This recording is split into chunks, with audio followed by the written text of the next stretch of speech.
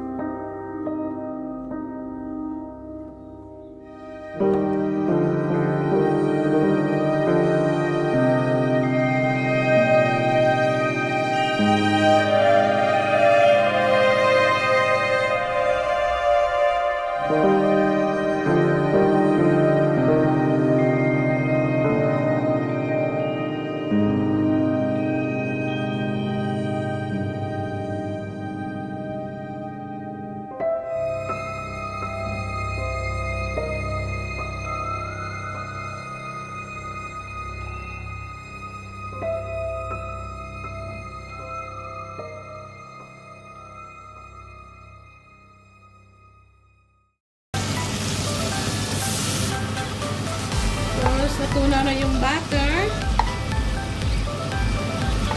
Dagdag tayo ng garlic powder.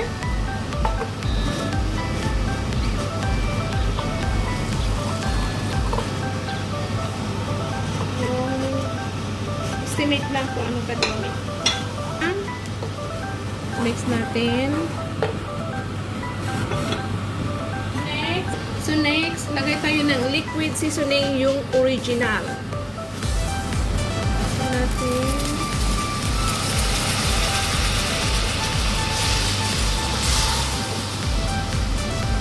So, amoy na yung. So yan.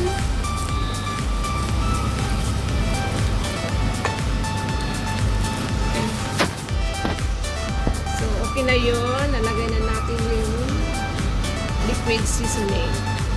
So, pagkatapos, yan. Okay na yan. Ilagay na natin yung fried chicken. So, yan. I-mix natin.